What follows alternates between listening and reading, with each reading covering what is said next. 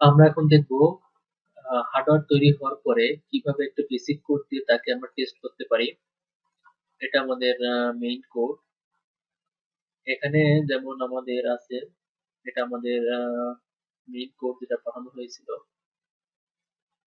এখানে আমাদের কিছু ইনিশিয়ালাইজেশন আছে, এখানে আমাদের এলসিডি ইনিশিয়ালাইজেশন আছে, এখানে এলসিডি তে ইনিশিয়ালি কিছু টেক্সট পাঠানো হবে যেটা এলসিডি তে দেখা যাবে। তারপরে আমাদের এখানে ইউআরটি মোড, এগুলো ফাংশন গুলো দেখলে আমরা ওখানে দেখতে পারবো। এখানে আমাদের আছে এখানে দুইটা সিরিয়াল পোর্ট, একটা জিপিএস এর জন্য, একটা জিএসএম এর জন্য। দুইটাকে ইনিশিয়ালাইজেশন করা হয়েছে। জিএসএম মডিউল সেটআপ, জিএসএম মডিউলের ইনিশিয়াল কিছু সেটআপ এবং জিএসএম ইনিশিয়েট।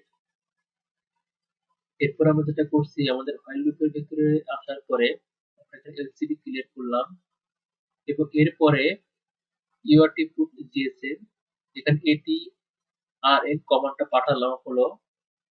তো এই কমান্ড যদি আমাদের জিএসএম মডিউল পেয়ে থাকে, তাহলে সে অ্যাকনলেজমেন্ট হিসেবে আর এন ওকে আর এন পাঠাবে, যেটা আমাদের এখানে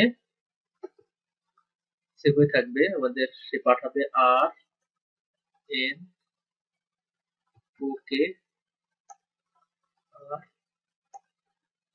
এন। এই ক্যারেক্টার গুলো আমাদের জিএসএম মডিউল থেকে আমরা রিসিভ করব, যেটা রিসিভ হবে জিএসএম রিসিভ নামে একটা ভেরিয়েবলের মধ্যে।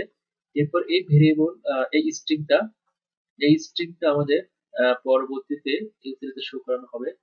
যদি আমরা এলসিডিতে ওকে কত দেখতে পাই, আর এন্ড এন এটা কালো বক্স হিসেবে দেখা যায়, যদি দেখতে পাই তাহলে বুঝতে পারবো যে আমাদের জিএসএম মডিউলের সাথে